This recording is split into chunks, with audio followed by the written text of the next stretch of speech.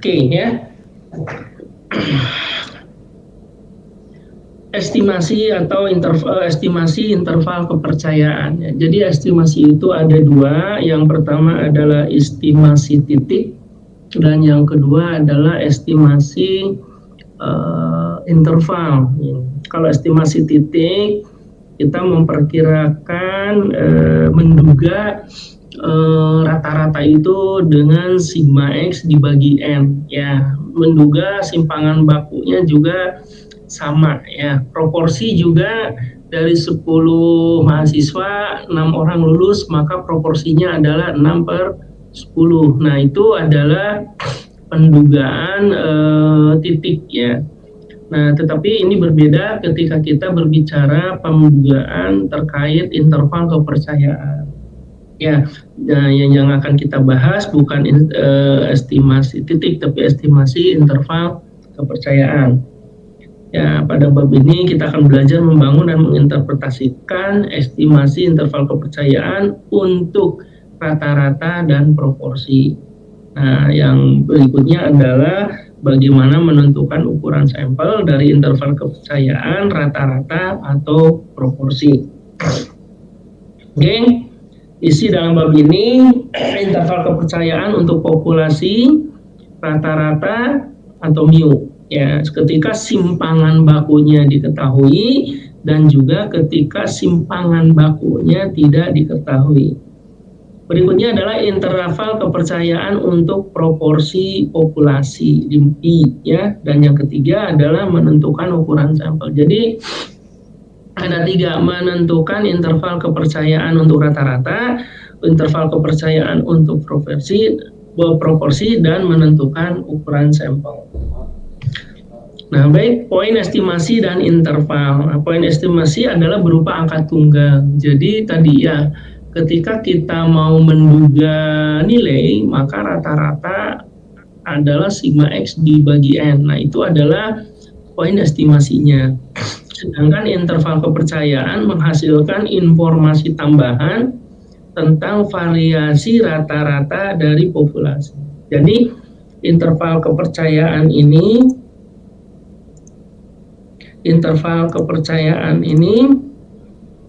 kita menduga ya, jadi gini, dalam satu populasi ada 100 orang, kita ambil 10, nah kita hitung rata-ratanya dari 10 orang itu ya, ternyata rata-ratanya adalah 60. Nah maka poin estimasi untuk 100 orang itu adalah 60. Nah, tetapi kita punya interval kepercayaan bahwa bisa jadi tidak di 10, tapi di antara interval tertentu. Nah, kita akan menghitung kalau rata-rata poin estimasinya 10, bisa jadi sebenarnya rata-rata ada di range 5-15 misalkan. Kalaupun meleset dari 10, misalkan rata dari 10 itu rata-ratanya 60 misalkan. Nah, maka range-nya adalah 55-65. Jadi kalaupun kita mengambil 10 dari yang 100 dengan 10 yang lain, maka tidak akan jauh dari interval 55-65 yang ini ya. Ada batas bawah dan ada batas atas. Jadi kalau kita di sini menambah dihitung dari 10 responden itu rata-ratanya 60, nah maka jika kita mengambil sampel yang lain yang bukan 10 itu tapi 10 yang baru dari 100, maka tidak akan jauh dari interval bawah sampai interval atasnya. Limit atas interval sampai limit bawah interval sampai limit atas interval. Nah, itu terkait dengan interval kepercayaan dan poin estimasi. Jadi poin estimasi itu adalah tunggal, kalau interval ada jarak. Ya. Nah, jadi kita bisa memperkirakan populasi parameter, di mana min untuk rata-rata populasi itu mu, sedangkan untuk sampel adalah X bar, di mana rata-rata populasi bisa kita duga dengan nilai tunggal yaitu rata-rata sampel. Sama halnya proporsi ya. P dengan sampel statistik adalah P kecil. Ya, jadi proporsi. Jadi kalau ada 10, ada tadi ya, kalau ada misalnya 100 orang, 40 orang lulus, ya, maka poin estimasinya adalah 40 per 100 yang ini. Ya, itu terkait dengan poin estimasi, ya, estimasi tunggal. Nah, bagaimana proses estimasi dilakukan? Nah, di sini kita mempunyai populasi. Ya, populasinya itu rata-rata dan rata-ratanya itu tidak diketahui ya. Nah, jadi misalkan ada mahasiswa MB1 itu ada 40. Nah, kita nggak tahu nih rata-rata keseluruhan, maka kita ambil sampel 10 mahasiswa. Nah, ternyata setelah diambil 10 mahasiswa, rata-ratanya 50. Nah, ini adalah poin estimasi rata-rata dari 40 mahasiswa. Ya. Oke. Nah, apa artinya ini rata-rata 50? Bahwa saya 95% yakin bahwa rata-rata populasi dari 40 orang di antara 40 dan 60. Nah, ini adalah poin estimasi kalau ini interval kepercayaan. Nah, jadi artinya 40 orang, saya ambil 5 orang, ternyata hasilnya 50. Nah, ketika saya mau mengetahui yang kedua, dari 5 orang itu saya ambil yang baru lagi 5 orang. Nah, maka rata-ratanya tidak akan jauh dari 40 sampai 60 dengan tingkat keyakinan kita adalah 95%. Ya. Oke. Nah, interval kepercayaan itu nanti akan menduga rata-rata populasi dan rata-rata proporsi. Di mana pada saat menduga rata-rata populasi itu ada 2 kejadian, ada 2 kasus.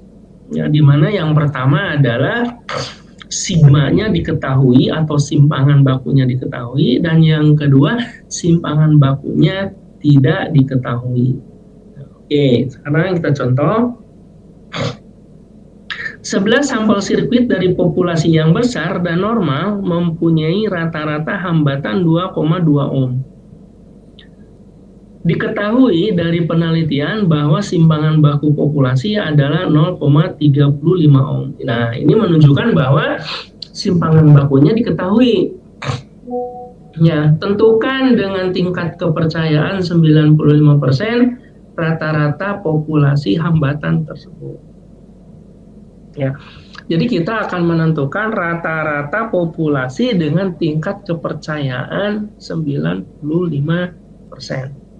Ya.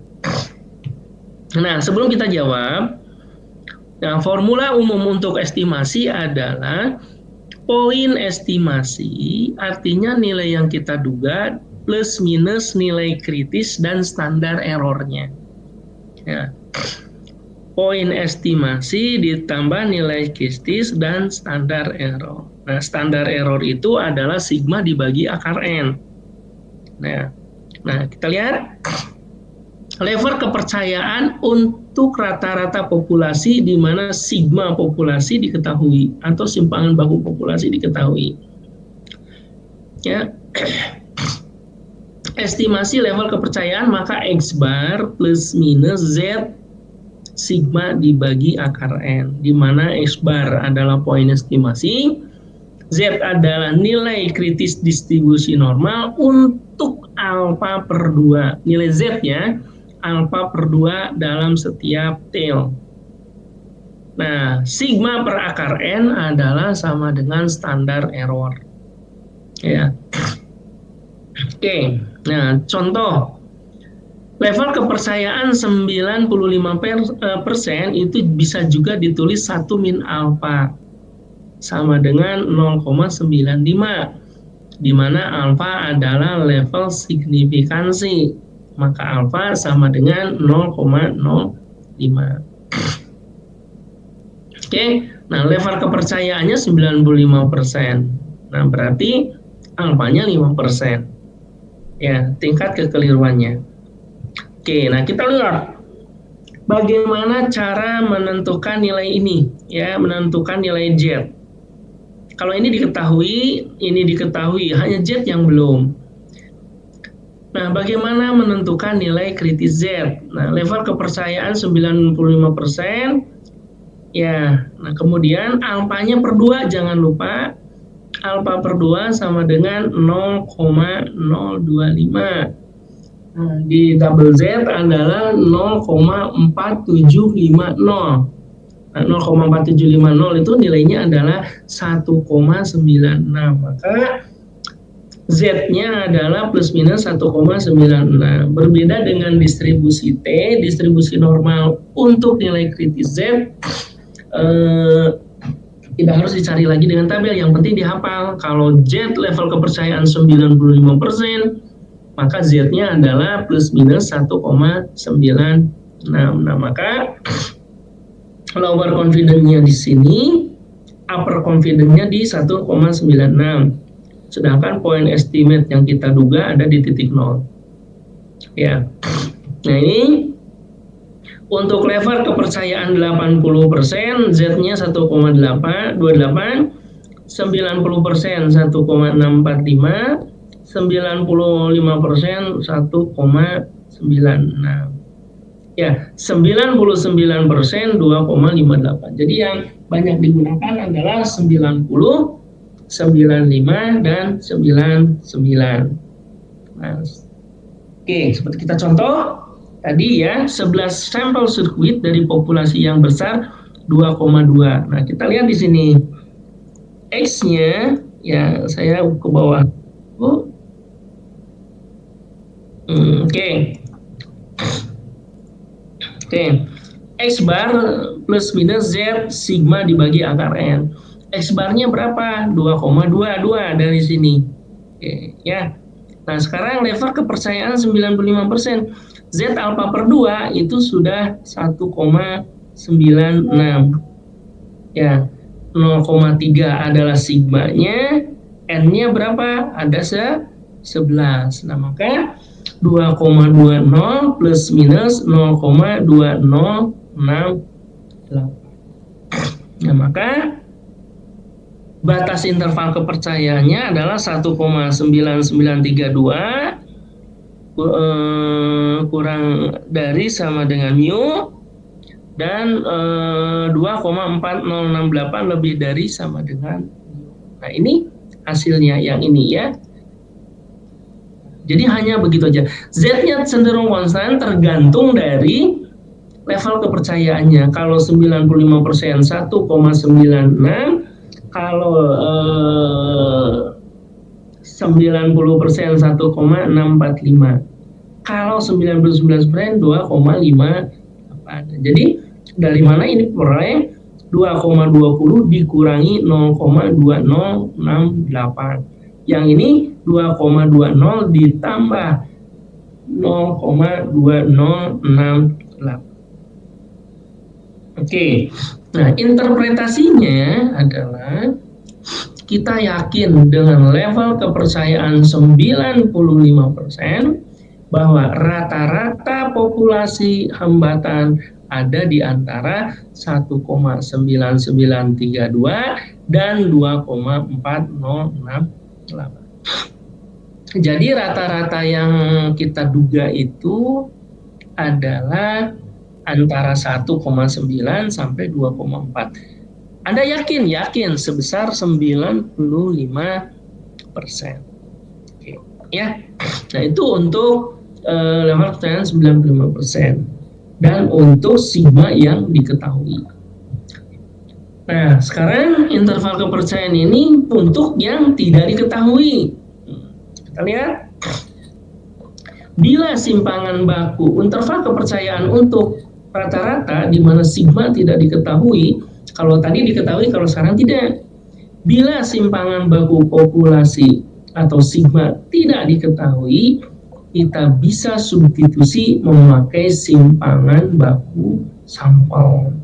Jadi kalau dalam soal tidak diketahui simpangan baku populasinya, maka kita bisa menghitungnya dengan simpangan baku sampel. Nah, pada saat kita menggunakan simpangan baku sampel atau tidak diketahui, kita memakai distribusi T dengan tabelnya tersendiri. Ya, nah jadi kita menggunakan distribusi T.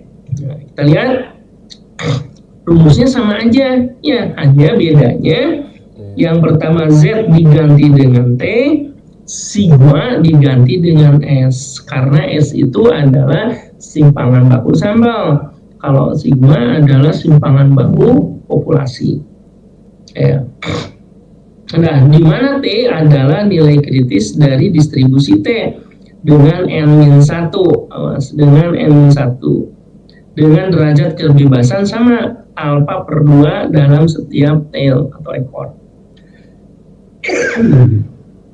Nah, nilai T sangat tergantung dari derajat kebebasan atau degree of freedom.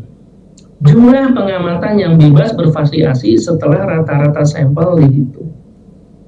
Nah, jumlah degree of freedom, jumlah pengamatan yang bebas bervariasi setelah min sampel dihitung. Oke, contoh, adik-adik, min rata-rata dari 3 angka adalah 8. Angka pertama adalah 7, angka kedua sama dengan 8. Nah, berapa X3? Tidak ada variasi lain selain kita harus mengisi 9. Ya, tidak ada pilihan lain selain 9.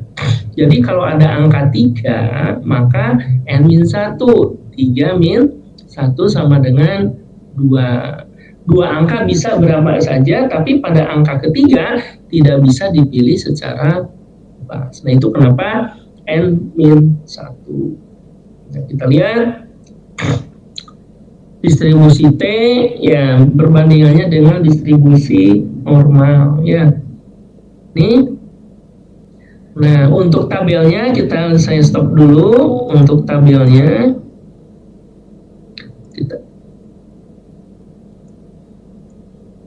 Untuk tabelnya kita lihat semuanya. Nah, kita lihat.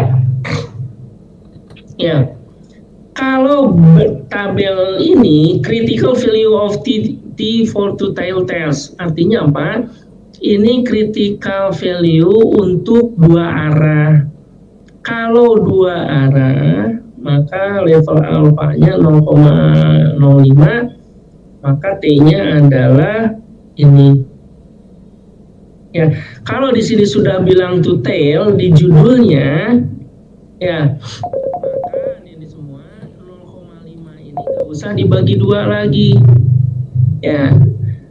Jadi kalau ada sampelnya 10, kemudian level kepercayaannya 95%, alfa per 2, 5%, maka degree of freedom-nya 9, karena 10 dikurangi 1, T-nya 2,262, kalau two tail. Nah, tapi ada tabel kedua, ya, tabel kedua, sebentar ya. Kalau di sininya one tail, maka Anda harus bagi 2. Ya. Jadi kalau sekarang alfanya 0,05, maka dibagi 2, 0,025. Nah, maka jalur ini yang dipakai. Baca tabelnya. Kalau ini mah hanya untuk 1 arah, tapi kalau 2 arah jadi ini. Ya, jadi nilai ini sama dengan ini. Ya, bedanya kalau ini untuk 2 arah, kalau ini untuk 1 arah. Jadi kalau 1 arah alfanya harus dibagi 2 dulu. Tapi kalau di tabelnya judulnya two tail, nggak usah. Ya, ini saya stop dulu. Oke, nah itu untuk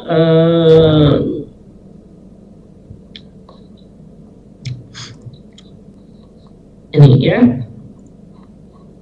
Ini. Oke ya. Nah, kita lihat coba contohkan nilai distribusi T perbandingan dengan Z ya. Ini kalau Z 1,8 terus ke atas.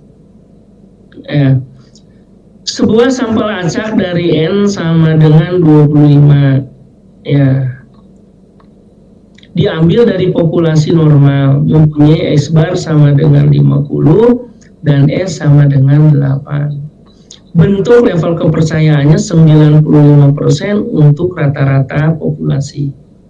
DF-nya apa? N-1 sama dengan 24. Jadi T alfa per 2 N-1 sama dengan T 0,025,24. Awas, kalau alfanya itu adalah 0,5. Nah, karena dibagi 2, ini 0,025. Jangan lupa, 0,025 itu kalau kita melihat dari nilai tabel satu arah. Tapi kalau tabel dua arah, itu 0,05. Nah, sekarang kita anggap ini 0,02524. Ya, saya stop. 0,0524. Oke ya, saya sharekan tabel yang tadi ya. Nah, kita lihat di 0, ini ya, 0,025. Nah, tadi 24. Ya, soalnya itu sebentar. Soalnya itu 25 ya, soalnya 25. Jadi 25 dikurangi 1, 24. Nah, maka hasilnya adalah 2,064 dari 0,025. Tapi sekali lagi di one tail. Tapi kalau di sini berarti 0,05 ya, 24. Nah, 2,064. Stop. Saya sharekan lagi PPT-nya. Oke ya. Nah, ini.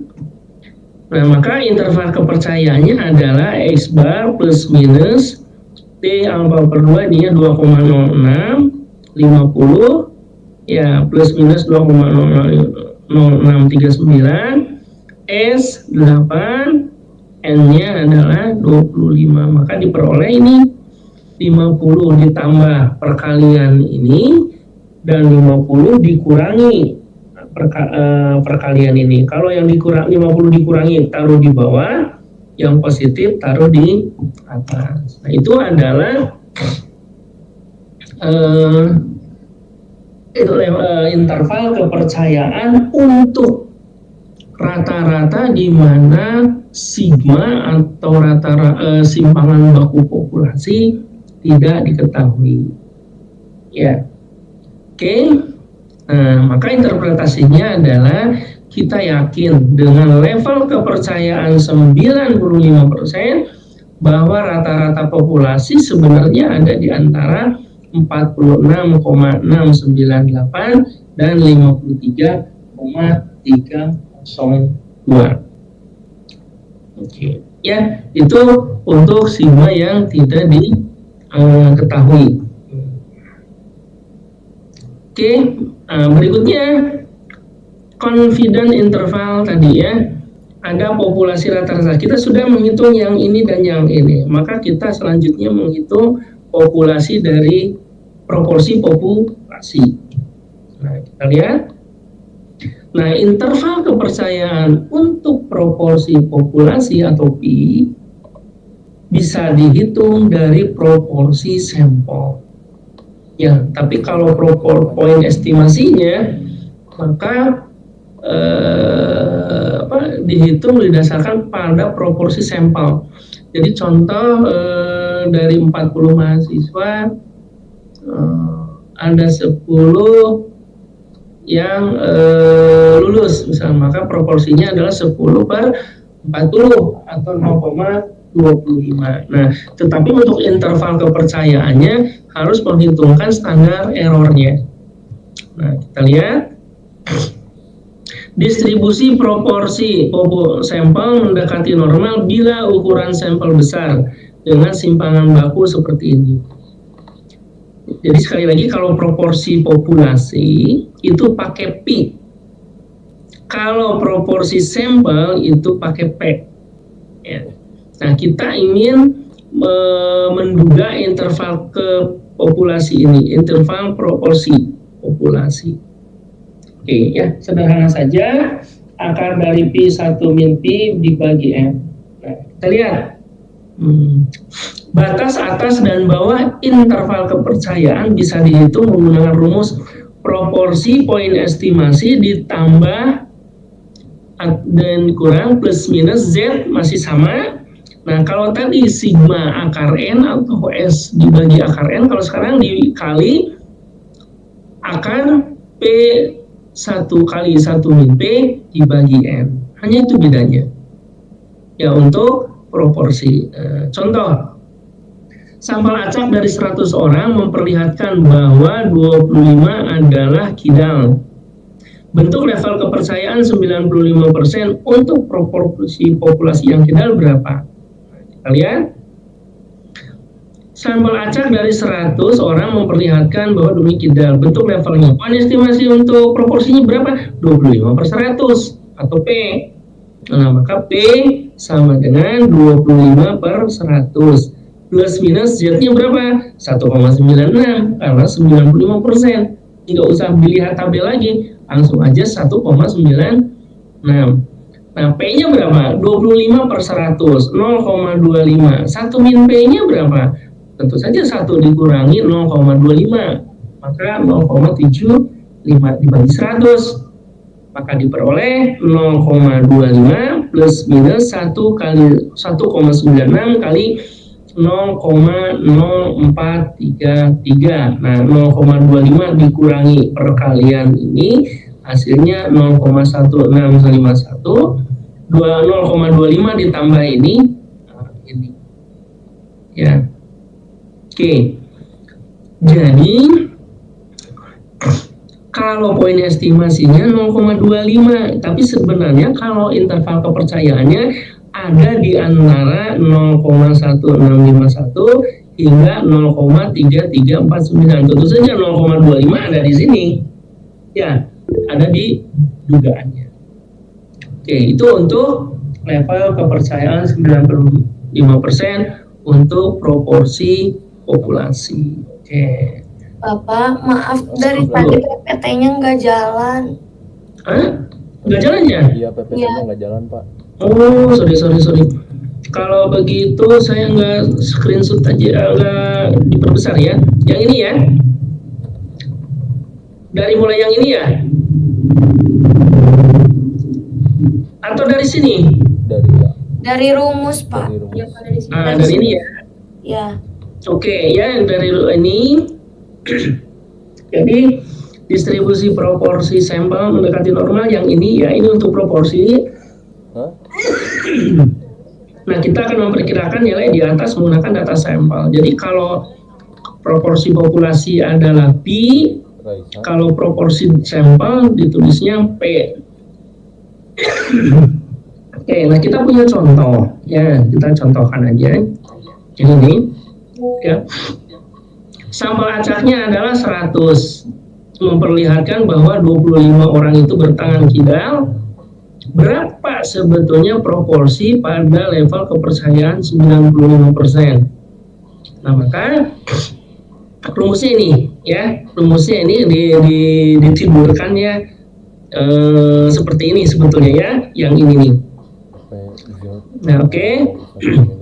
P-nya berapa? 25/100. Ini poin estimasinya. 25/100 ditambah Z-nya sama ya, 1,96.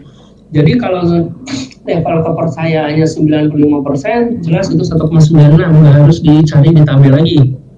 Nah, ini P-nya 0,25, 1 min P 0,75, N-nya dibagi 100. Nah, 0,25 ditambah 1,96 kali 0,0433 ada di sini. 0,25 dikurangi 1,96 0,0433 ditaruh di sini. Jadi rata-rata proporsinya ada di antara 0,1651 sampai 0,3349. Nah, karena poin estimasinya 0,25 tentu saja ada di sini. Oke. Ya. Nah, maka interpretasinya adalah kita yakin 95% bahwa proporsi populasi yang kidal ada di antara 16,51% sampai atau dan 33,49%. Jadi kalaupun kemungkinannya tidak 25%, maka paling minimal adalah 16,51% dan paling tinggi 53,49%.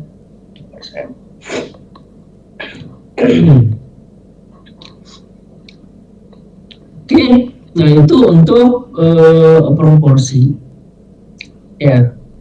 Nah, bagian ketiga adalah menentukan ukuran sampel. Oke, berapa sampel? Ya, jika rata-rata dan jika proporsi. Ya, untuk rata-rata dan untuk proporsi. Kita lihat sekarang. Ya.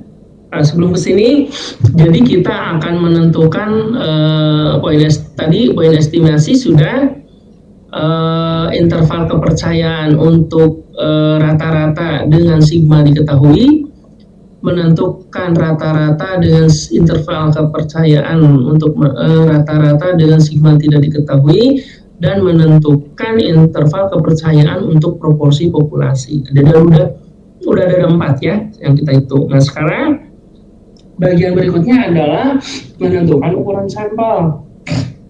Ya, yang pertama untuk rata-rata dan yang kedua untuk proporsi. Nah, sekarang kita lihat. Nah, bagaimana menentukan ukuran sampel untuk rata-rata?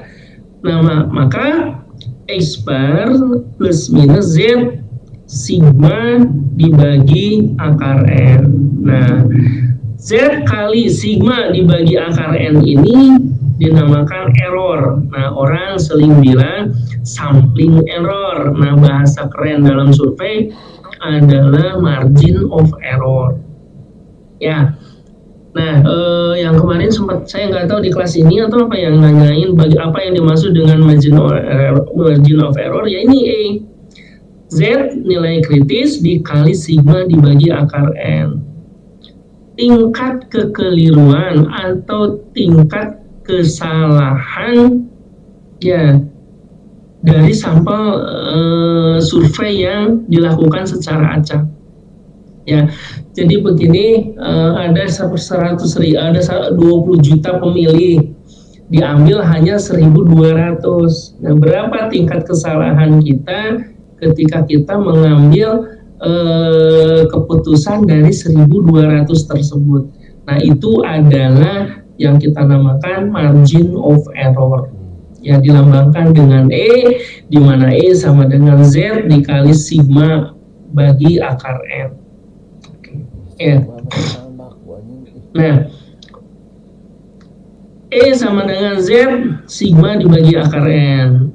Kemudian karena kita akan mencari ukuran sampel yang ini, maka ditransformasikan rumusnya menjadi N sama dengan Z kuadrat sigma kuadrat dibagi E kuadrat. Awas, E ini ya, E ini biasanya ditentukan. Ya. Jadi E ini kita tentukan. Ya. Nah, sekarang kita lihat, untuk menentukan ukuran sampel yang diinginkan untuk rata-rata, kita harus mengetahui level kepercayaan di mana akan menentukan nilai kritis Z, adanya sampling error atau margin of error yang dapat diterima atau E, dan yang terakhir simpangan baku. Nah, kita lihat. Ya. Jika sigma sama dengan 45, berapa ukuran sampel yang kita perlukan bila sampling error yang bisa diterima adalah 5% dengan level kepercayaan 90%. Nah, maka N sama dengan Z kuadrat sigma kuadrat dibagi E kuadrat. 1,645 kuadrat kali 45 kuadrat dibagi 5 kuadrat. Maka ini. Jadi ukuran sampel yang diperlukan adalah 220. Jadi kalau sigma populasinya 45, sampling errornya 5 dengan level kepercayaan 90%, maka ini. 220, di mana pembulatannya kalau ada mau 1, mau 0,2, mau 0,3 itu dibulatkan ke atas. Ya. Nah, tapi sigma ini rata-rata ini seringkali tidak diketahui, ya, karena tidak ada sigma yang populasi itu jarang diketahui. Nah, maka bagaimana jika tidak diketahui sigmanya? Maka kita gunakan simpangan baku dari sampel, ya, untuk menduga sigma, ya, betul. Oke, nah jadi kalau ini tinggal diganti aja, ya, tinggal diganti aja sigmanya jadi S, rumusnya tetap sama, ya. Oke. Nah, kita lihat menentukan ukuran sampel untuk proporsi. Nah, E sama tadi ya, Z Pi 1 min Pi dibagi N. Nah, maka Z kuadrat Pi kali 1 min Pi dibagi E kuadrat. Kita coba contoh. Berapa besar ukuran sampel yang diperlukan bila sampling error yang bisa diterima adalah 3% dengan level kepercayaan 95%, di mana diasumsikan proporsi populasinya adalah 0,12. Ya, tinggal taruh aja. Untuk level kepercayaan Z 1,96, E-nya sama dengan 0,03, P-nya sama dengan 0,12, maka gunakan nilai P untuk memperkirakan Pi. Ya, maka kita hitung Pi-nya adalah 0,12, 0,12, 0,03 kuadrat. Maka sama dengan 450 atau 451. Ya, gitu. Nah, maka sampel yang kita duga agar kondisinya kepercayaannya 95%, tingkat errornya 3%, peluangnya 0,12, maka harus ada sampel 450 atau dibulatkan menjadi 450,74 dibulatkan menjadi 451. Oke, saya stop dulu. Ada yang mau ditanyakan dulu?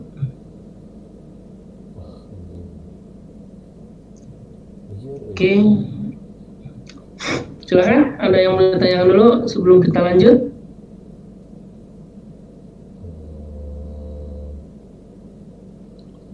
Nanya kok, Jai. Oke, kalau tidak ada,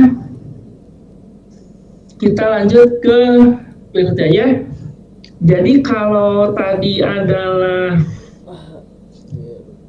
estimasi ya, pendugaan. Sekali lagi ya, pendugaan bisa pendugaan berupa titik, bisa berupa interval. Jadi kalau dalam bahasa sederhananya beginilah, Sandra misalkan ya. Ketika Sandra nanya ke Bapak nih, Pak, berapa usia saya? Maka kalau saya bilang, Sandra usiamu 20 tahun, maka itu adalah poin estimasinya. Nah, tapi ketika saya bilang, Sandra usiamu ada di antara 15 tahun sampai 25 tahun. Meskipun tebakan saya poin estimasinya keliru, ternyata Sandra bukan 20, tapi saya yakin 95% usia Sandra ada di antara 15 sampai 25 tahun. Tidak jauh dari situ. Ya, atau ada paling sedikit dia usianya 15 tahun, paling banyak dia usianya 25 tahun. Oke, itu ya. Silahkan sekali lagi, ada pertanyaan sebelum kita masuk pada uji hipotesis.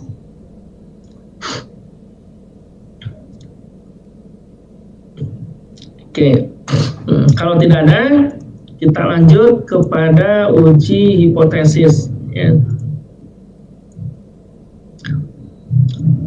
Oke. Nah, uji hipotesis ini di pertemuan ini berharap Anda bisa belajar prinsip dasar uji hipotesis, dan yang kedua bagaimana menggunakan uji hipotesis untuk menguji rata-rata dan proporsi. Oke. Nah, apa yang dimaksud dengan hipotesis? Berasal dari bahasa Yunani, hupo dan tesis. Hupo artinya lemah, kurang, atau di bawah. Sedangkan tesis adalah teori proposisi atau pernyataan yang disajikan sebagai bukti. Oke. Hipotesis merupakan suatu pernyataan yang masih lemah dan membutuhkan pembuktian untuk menegaskan apakah hipotesis tersebut dapat diterima atau harus ditolak. Hipotesis dapat diartikan sebagai suatu jawaban yang bersifat sementara terhadap permasalahan penelitian sampai terbukti melalui data yang kita kumpulkan. Suatu pernyataan mengenai nilai parameter populasi yang dikembangkan untuk maksud pengujian. Nah, itu 3 pengertian utama terkait dengan hipotesis. Nah, sekarang apa itu hipotesis statistik? Hipotesis statistik adalah suatu anggapan atau pertanyaan yang mungkin benar atau salah mengenai satu populasi atau lebih. Untuk mengetahui apakah anggapan yang telah kita buat itu benar atau salah, sehingga kita menerima atau menolak hipotesis, diperlukan pengujian dengan data sampel. Ya, sekali lagi, dengan data sampel, bukan populasi. Hanya ada 2 keputusan tentang hipotesis yang kita buat, menolak atau menerima. Menolak hipotesis artinya kita menyimpulkan bahwa hipotesis tersebut tidak benar. Sedangkan menerima hipotesis artinya tidak cukup informasi dari sampel untuk menyimpulkan bahwa hipotesis harus kita tolak. Oke, ya. Nah, sekarang apa itu uji hipotesis? Suatu prosedur yang didasarkan kepada teori peluang untuk menentukan apakah hipotesis tersebut wajar sehingga harus diterima atau tidak wajar sehingga harus ditolak. Awas, hipotesis ditolak atau diterima. Nah, uji hipotesis itu ada 3, hipotesis deskriptif, hipotesis perbedaan, dan hipotesis hubungan. Deskriptif, komparatif, dan korelatif atau korelasional. Oke.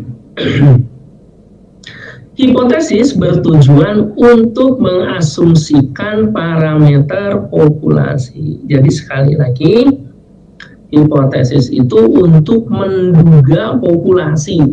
Ya, untuk menduga populasi itu kita mengambil sampel. Ya. Contoh rata-rata populasi. Nah, Anda ingin menduga rata-rata tagihan bulanan HP di kota A adalah $42. Dan proporsi populasi, ya, proporsi orang dewasa di kota A adalah 0,68 atau 68%. Contoh, saya menduga rata-rata indeks prestasi kumulatif mahasiswa MB1 di semester 1 adalah 3,50. Nah, itu hipotesis. Nah, bagaimana untuk membuktikan bahwa di MB1 itu 3,50? Nah, maka dari 40 kita ambil sampel sebanyak 10. Ya, apalagi kalau kita hubungkan dengan yang pendugaan tadi, ya, saya pingin level kepercayaannya 5%, 95%, tingkat kesalahan saya hanya 5%. Ya, nah maka Anda hitung sampel. Ya, Anda ambil sampel, kemudian Anda hitung. Ya, berapa sampelnya? Nah, ternyata terambillah 10. Nah, dari 10 itu kita ingin menguji apakah benar tebakan itu, dugaan itu adalah 3,50. Itu konsep dalam pengujian hipotesis. Nah, dalam hipotesis dikenal dengan istilah hipotesis awal, null hipotesis atau H0. Nah, pernyataan yang harus diuji. Ya, pernyataan yang harus diuji. Contoh, rata-rata jumlah TV yang ada di rumah sama dengan 3. Nah, Mas, di sini hipotesis selalu mengenai parameter populasi, bukan statistik sampel. Artinya H0.2 mu sama dengan 3, bukan H0.2 X bar. Ya, kita tidak berbicara sampel, kita berbicara pendugaan pada populasi, jadi pada parameter. Nah, takut Anda bingung, parameter populasi sampel statistiknya.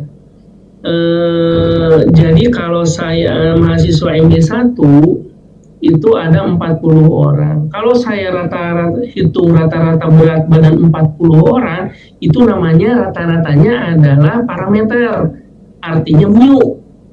Tapi kalau saya menduganya melalui sampel dari 40 itu, saya ambil 10, rata-ratanya, maka itu adalah statistik atau X bar.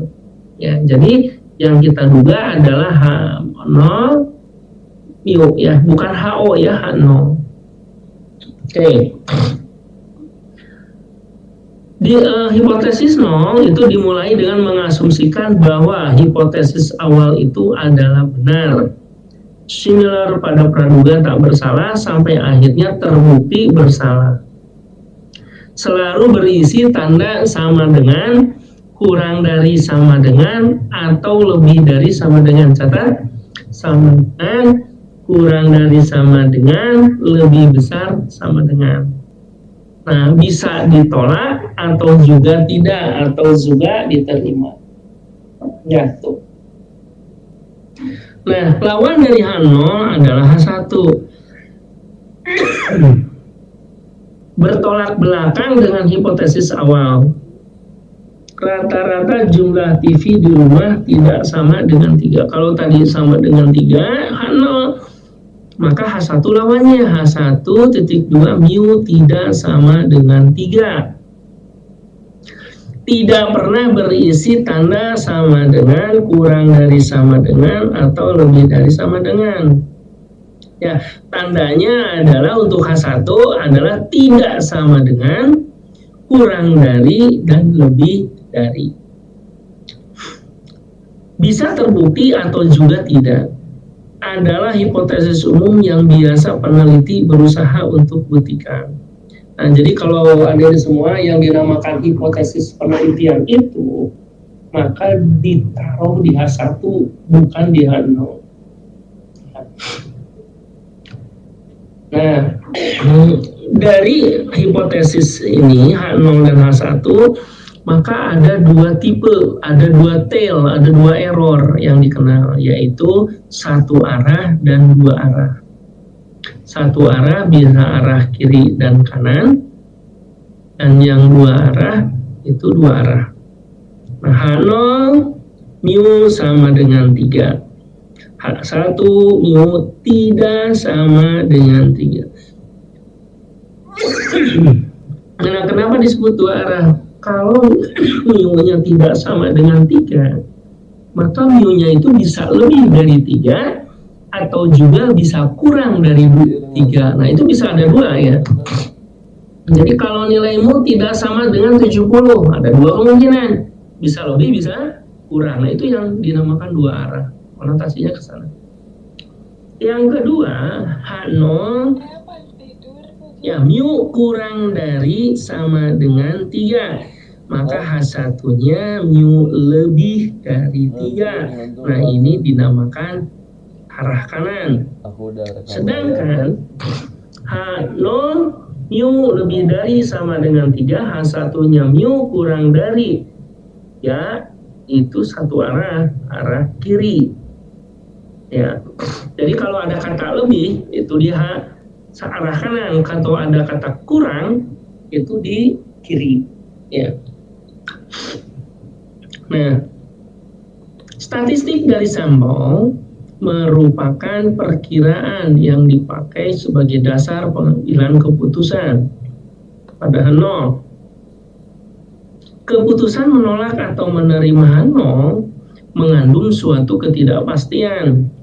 Artinya, karena tidak pasti, keputusan kita itu bisa benar, bisa salah. Nah, ketidakpastian tersebut akan menimbulkan galat atau sering disebut dengan kesalahan. Jadi galat itu kesalahan.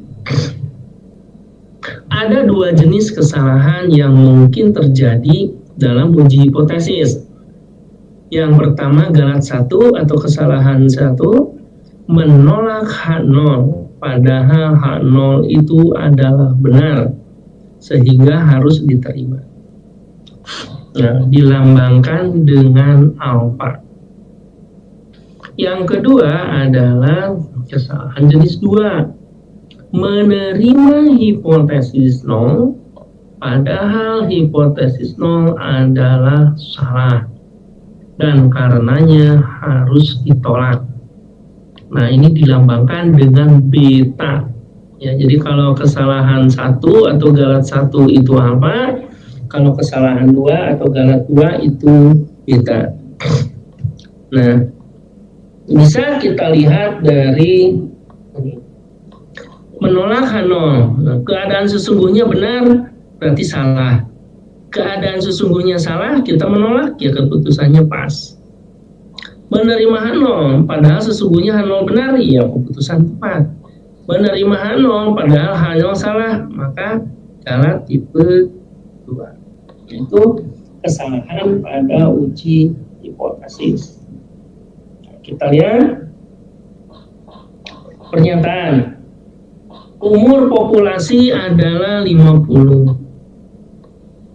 Ya,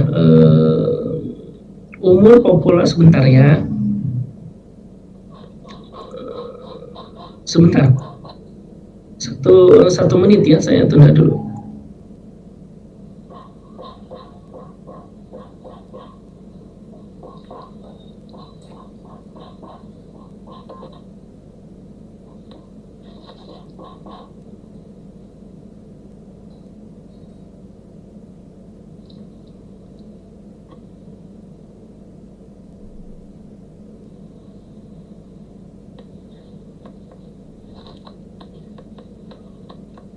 Oke, kita kembali ke yang tadi. Ya. Pernyataan rata-rata umur populasi adalah 50. Nah, itu adalah 0. Jadi rata-rata umur populasi adalah 50. Mungkinkah sebetulnya rata-rata populasi 50? Oke, maka dari populasi kita pilih secara acak. Ya. Kita pilih secara acak dan rata secara acak. Nah, ternyata kita ambil sampel di sini. Ya, hanya 5 misalkan. Nah, dari 5 ini kita hitung rata-ratanya adalah 20. Ternyata rata-rata umur sampel aslinya adalah 20. Nah, sehingga tidak mungkin, maka tolak hipotesis. Ya. Jadi kita menduga 50, ternyata setelah kita ambil sampel ternyata cuma 20, maka hipotesis 0 kita tolak. Nah, sekarang kita lihat bagaimana alasan menolak H0. Kita kembali pada mu sama dengan 50. Bila pada kenyataan ini adalah harga rata-rata populasi. Nah, di sini maka kita tolak hipotesis awal yaitu mu sama dengan 50. Bila tidak mungkin kita akan mendapatkan rata-rata sampel dari harga ini. Ya. Jadi bila kita mu-nya 50 ternyata ini yang kita ambil, maka kita tolak hipotesis bahwa hipotesis adalah mu sama dengan 50. Oke. Nah, kita berbicara level signifikansi, mendefinisikan nilai yang tidak mungkin dari sampel statistik jika hipotesis awal adalah benar. Mendefinisikan wilayah penolakan dari distribusi sampling. Tadi ya, yang alfa tadi, kesalahan jadi satu. Dilambangkan oleh alfa, nilai yang biasa dipakai 0,01, 0,05, atau 0,10. Nah, ini kita tentukan sendiri kalau kita dalam proses penelitian. Menghasilkan nilai kritis untuk pengujian. Oke, ya. Nah, ini kita lihat.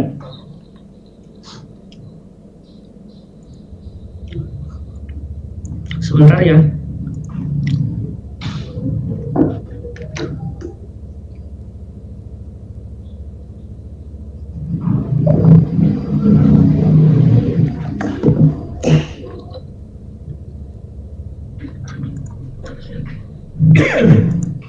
Oke, nah, kita berbicara dua arah, two tail. Kita berbicara satu arah, arah kanan, ini arah kiri. Arah kanan sering dinamakan upper tail phase, lower tail phase sebelah kiri. Nah, ini formatnya. Ya, kiri ini tidak sama dengan, kalau tidak sama dengan dua arah itu batas penolakannya kanan dan kiri. Sedangkan di tengah adalah batas penerimaan. Kalau lebih dari 3, maka yang ini. Kalau kurang dari 3, maka yang ini. Oke ya, itu adalah wilayah penolakan. Nah, sekarang bagaimana kita menguji hipotesis untuk rata-rata jika sigma diketahui, jika sigma tidak diketahui. Kalau sigmanya diketahui, maka gunakan Z. Kalau sigma tidak diketahui, maka gunakan T. Oke. Nah, sekarang yang pertama adalah uji rata-rata di mana sigma diketahui. Oke, uji statistiknya adalah Z sama dengan X bar min U dibagi sigma dibagi akar N. Oke, ya. Oke, mu-nya diketahui, sigma-nya diketahui, N-nya diketahui, kita hitung nilai Z. Nah, ada dua nilai kritis mendefinisikan wilayah penolakan untuk dua arah. Ya, semuanya alfa per 2, kalau 95% 1,96. Ya, nah, kita lihat ini adalah daerah penolakan, ini daerah penerimaan. Oke, ya. Sebentar ya, ini batuk terus, maaf.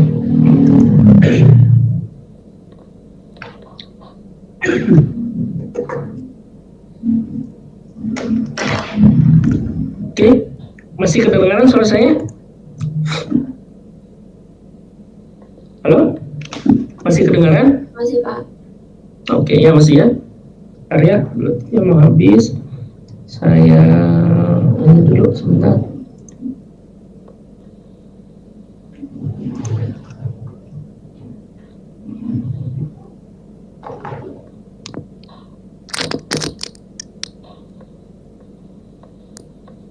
Oke.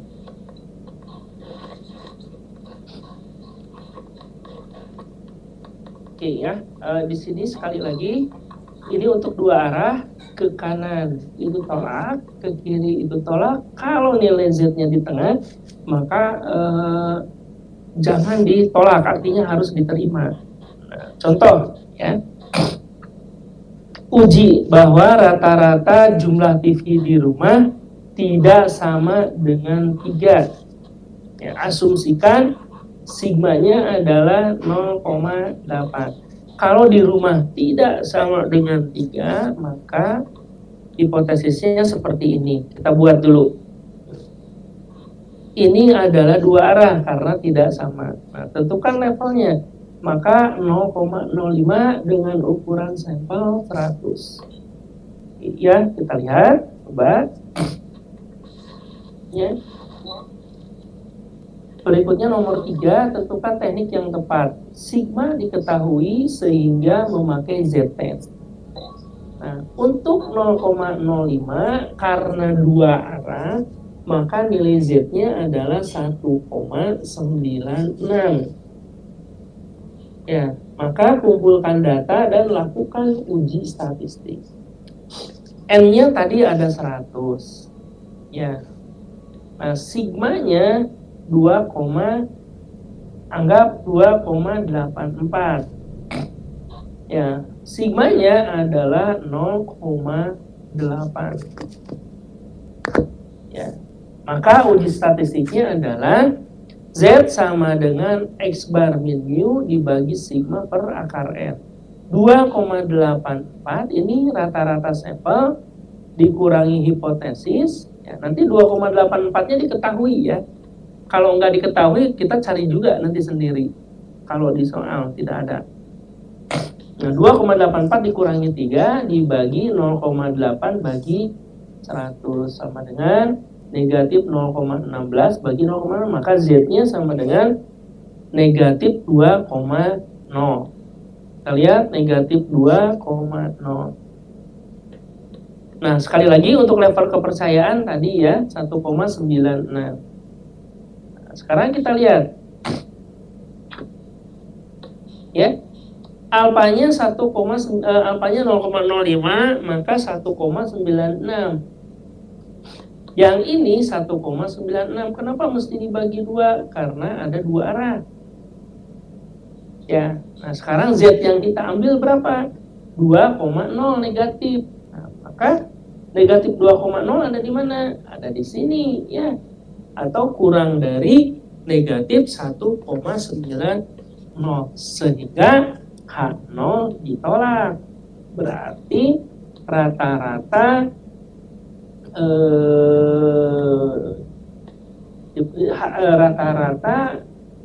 memang bukan sama dengan 3, tapi tidak sama dengan 3.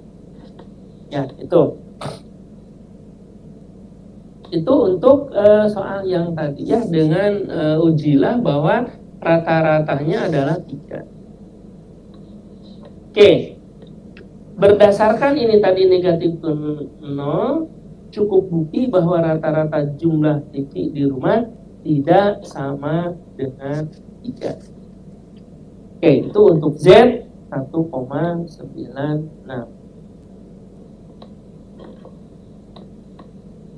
Oke. Nah, sekarang bagaimana kalau satu arah? Ya. Di satu arah lower tail atau pihak kiri itu jika rata-ratanya di bawah 3. Kalau lebih dari 3 maka di atas 3. Itu upper.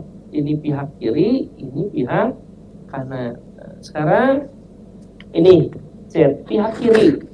Kalau ininya kurang dari 3, nah, maka hanya ada satu nilai kritis. Kalau di sini dia ditolak, tapi kalau dari sini ke sini dia diterima. Ya, sedangkan yang ini sebaliknya. Ya, yang ini kalau lebih ke sini ditolak, kalau dari sini ke sini diterima atau jangan ditolak. Kita contohkan, ya. Seorang manajer industri telepon berpikir bahwa tagihan bulanan pelanggan telepon telah meningkat dan sekarang rata-rata di atas rata-rata di atas $52 per bulan. Maka yang ini ya, di atasnya ini lebih dari. Perusahaan ini menguji klaim ini. Sigmanya diketahui ini. Nah, rata-rata tidak di atas 52 per bulan, tapi rata-rata di atas 52 per bulan. Kita lihat sekarang. Nah, alfanya 0,1. Ya, dipilih untuk tes. Ya, maka karena di atas ke kanan. Ya. ternyata Z untuk 0,1 1,28 ya. 0,128 yang ini ya 10% yang ini ya. Oke. Nah, kalau ini Z ya 1,28 kalau dibagi 2 ya. Nah, kalau yang ini tidak dibagi 2 karena hanya satu arah. Ya, kalau Z yang mana sorry. Nah, yang ini ya.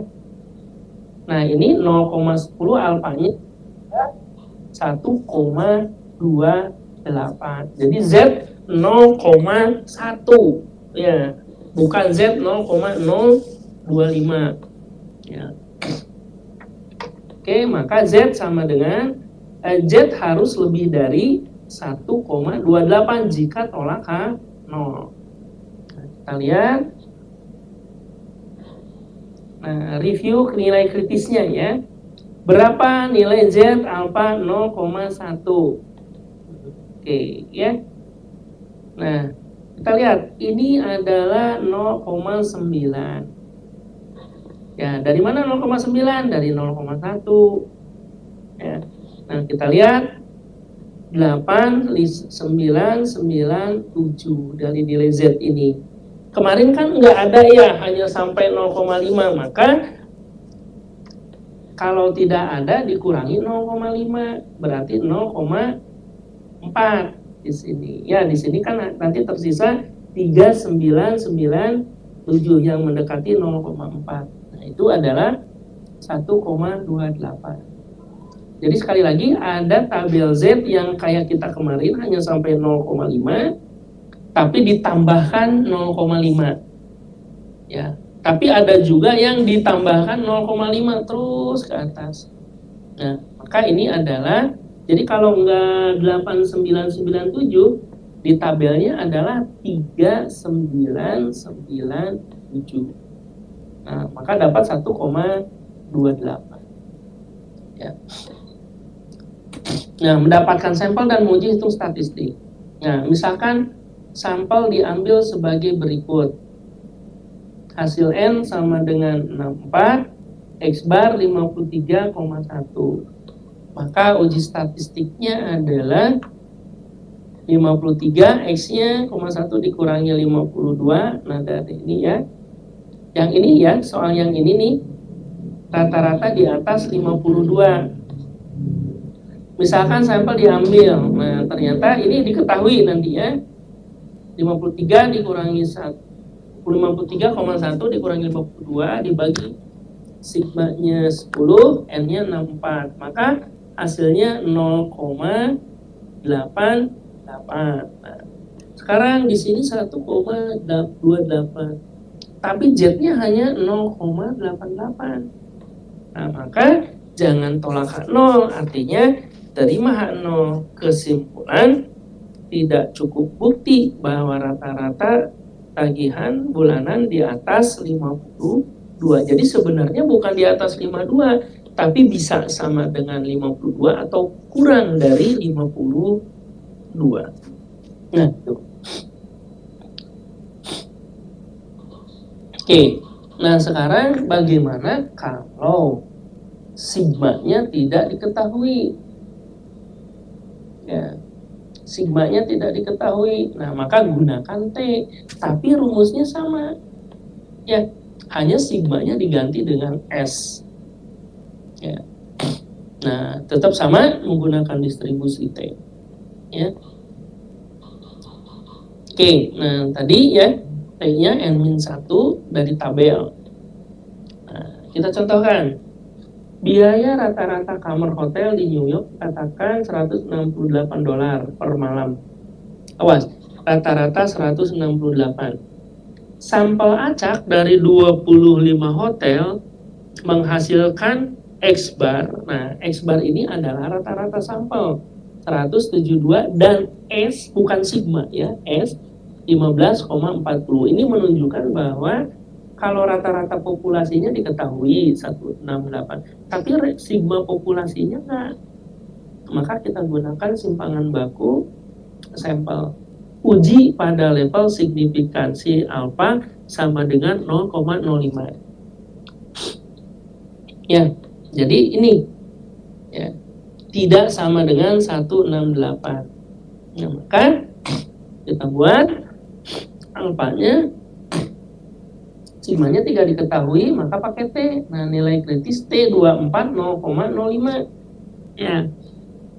T 0,025 tabel T. Nah, maka diperoleh negatif 2,0639, 2,0639. Kenapa ada 2? Karena 2 tile ya. Itu tel ya. Tidak sama dengan dan sama dengan. Maka kita buat 1,46. Ya, negatif 2,0639.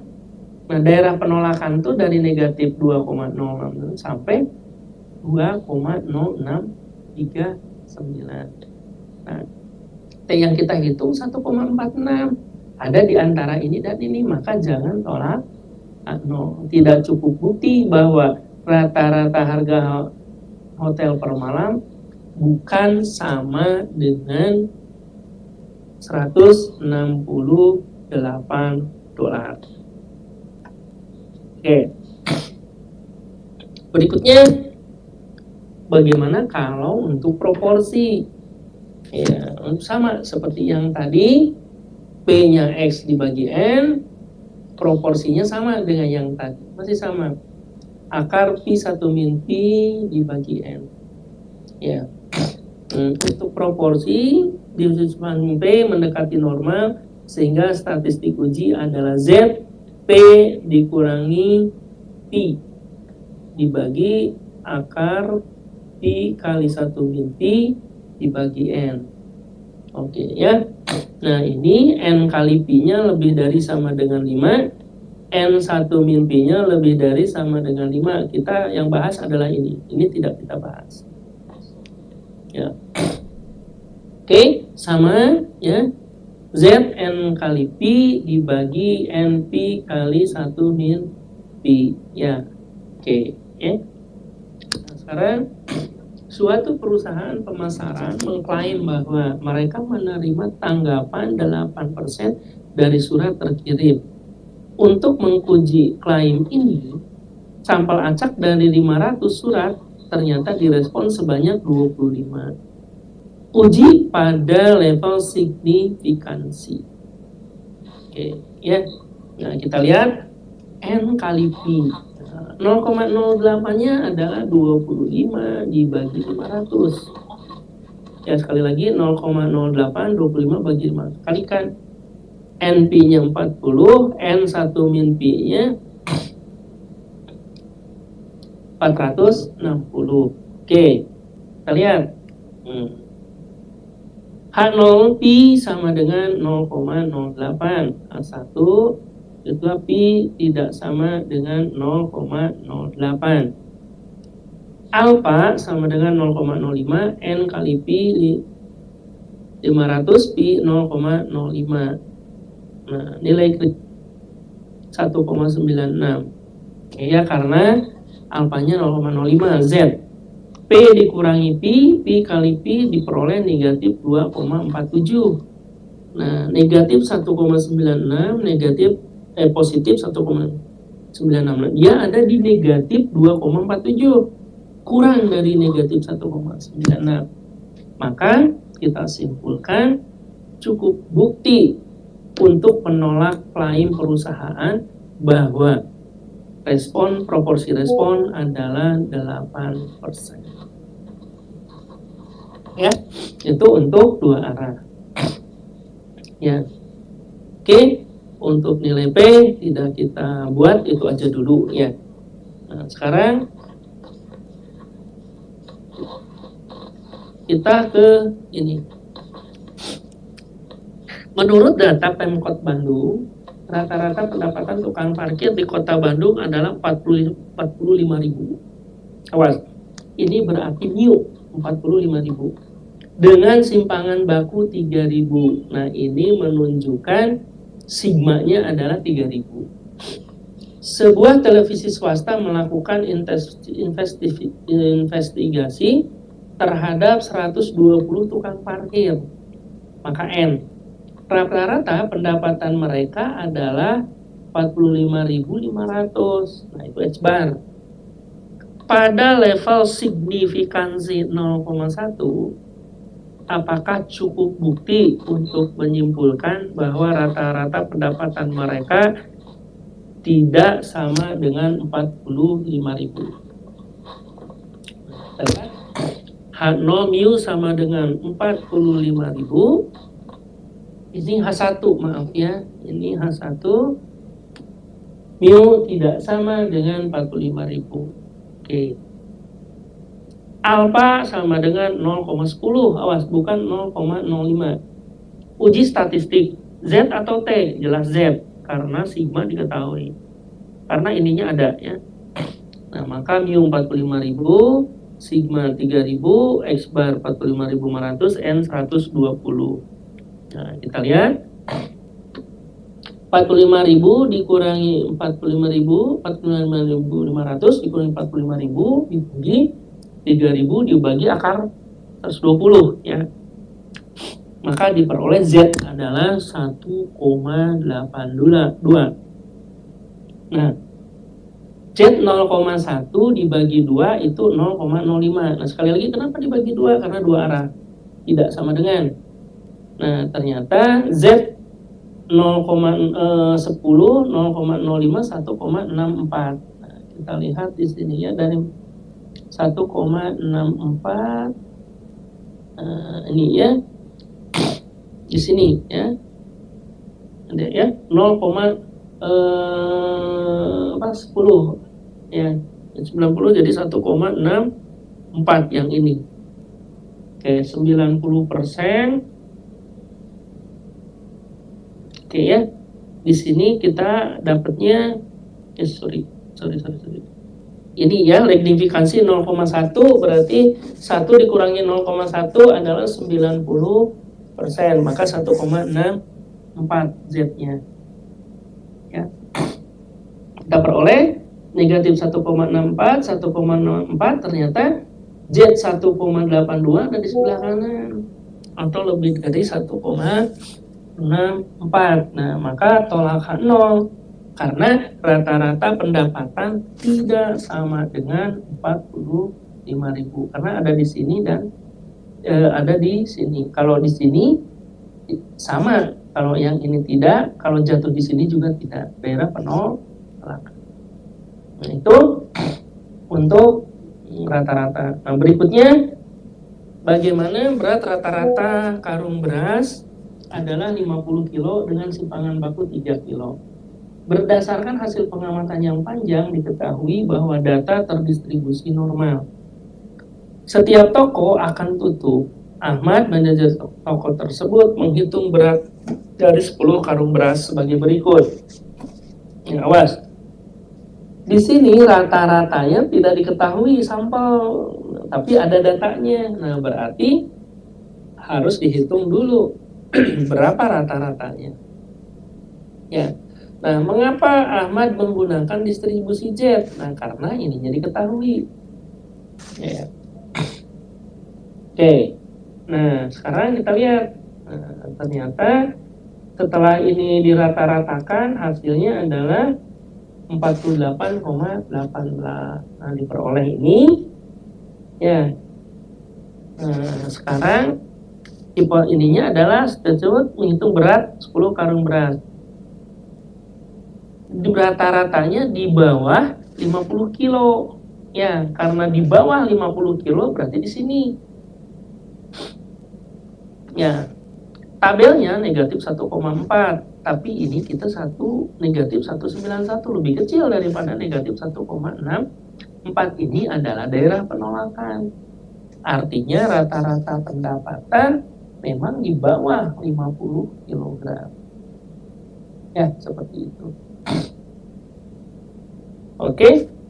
Nah, itu adalah rata-rata pendapatan, hipotesis untuk menunjukkan apakah rata-rata pendapatan di bawah 50 kg. Nah, selanjutnya untuk proporsi. Ya, untuk proporsi McD membuat suatu sistem drive-thru baru. Sistem sebelumnya efisiensinya 85%.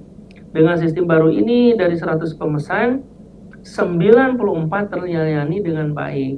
Pada level signifikansi 0,01, bisakah kamu buktikan bahwa sistem baru efisiensinya meningkat? Artinya lebih ya. Lebih dari 85%. Ya, nah maka P-nya 0,94, 94 dibagi 100, P-nya 0,85 dari sini. Ya, 0,85 dikali 0,15 dibagi 100. Nah, maka Z-nya adalah 2,57.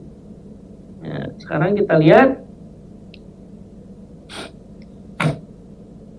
Z 2,57 lebih dari 2,33 karena alfanya 0,01%. Ya, kita lihat 0,01%. Ya, nah ini dibagi 2 ya, maka 0,233 ya. Oke.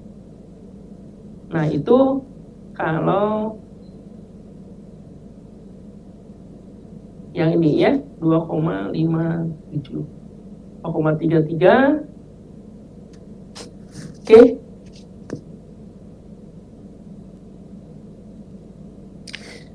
Maka sekali lagi di atas 85%. Kenapa? Karena 2,57 lebih dari 2,33. Ya, jadi itu untuk uji hipotesis dua arah, satu arah kiri, satu arah kanan, ya, dan proporsi, ya, untuk rata-rata dan proporsi. Oke, saya stop dulu. Ada yang mau ditanyakan? Pak, tadi yang nomor 1 saya masih bingung bedanya mu sama X bar. Mas Abang, yang latihan 1 ya? Yang ini? Iya, Pak. Gini, menurut data Pemkot rata-rata, nah tidak ada tidak ada penjelasan berapa dan berapanya gitu ya. Itu berarti berapa sampel secara umumnya, maka itu adalah populasi. Ya, menurut data Pemkot Bandung, rata-rata pendapatan tukang parkir di Kota Bandung, tapi tidak dijelaskan berapa ribunya ya. Nah, itu berarti dia sudah hitung populasi se-Bandung, itu rata-ratanya 45.000. Ya, maka itu adalah MIU dengan simpangan baku Rp 3.000 atau Rp3.000. Nah, itu adalah simpangan baku populasi. Nah, sekarang sebuah televisi swasta melakukan investigasi terhadap 120 orang. Berarti 120 itu adalah N. Nah, rata-rata pendapatan mereka, artinya rata-rata pendapatan dari 120 itu adalah 45.500. Nah, maka itu X bar.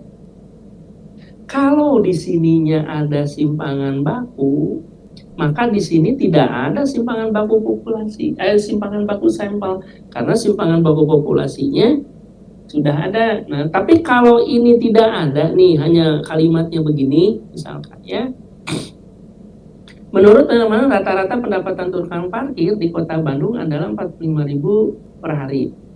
Sebuah televisi swasta, nah itu artinya bahwa simpangan baku populasi tidak diketahui atau sigma tidak diketahui. Ya, maka pasti di sini ada nanti dengan simpangan baku, ya misalkan di sini dengan simpangan baku sekian-sekian. Nah, maka itu S. Ya, dalam perhitungan hanya mengganti lambang saja sigma dengan S. Nah, seperti itu. Ya. Siapa nih? Sandra ya? Siapa nih? Iya, Sandra. Seperti itu. Tapi memang harus harus dilatih ya. Oke, ini contoh ya. Misalkan rata-rata IPK mahasiswa MBTI itu adalah 3,50. Seorang mahasiswa ingin membuktikan apakah memang benar IPK itu sama dengan 0. Dia mengambil 40 sampel. Nah, dia mengambil 40 sampel dan diketahui rata-ratanya 3,4 dan simpangan bakunya misalkan 0,8. Nah, itu artinya apa? Sigmanya itu tidak diketahui. Nah, maka Anda gunakan rumus yang sigma tidak diketahui. Nah, kalau sigma tidak diketahui, yang dipakai distribusi T, tabel T. Tapi kalau sigmanya diketahui, itu menggunakan distribusi Z. Hanya itu aja bedanya. Rumus yang lain sama. Ya, nah sekarang tidak sama dengan 3,5. Nah, berarti itu dua arah. H0 mu sama dengan 3,5, H1 mu tidak sama dengan 3,5. Ya. Nah, seperti itu. Segitu, Sandra. Apa? Ya, rumus mah mudah. Ya, rumus mah mudah, tinggal gitu aja. Tidak ada sigma populasi, tidak ada sigmanya. Sigmanya tidak diketahui T, sigmanya diketahui Z. Hanya gitu aja. Kalau ungkapannya tidak sama dengan, itu dua arah. Alfanya berdua. Kalau satu arah, alfa 1. Nah, kalau lebih dari, maka di sebelah kanan. Kalau kurang dari, maka di sebelah kiri. Ya, nah, seperti itu.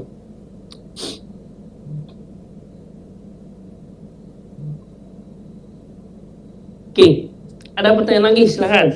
Memang agak lumayan ya. Oke, kalau tidak ada, silakan istirahat dulu untuk kemudian kita latihan soal.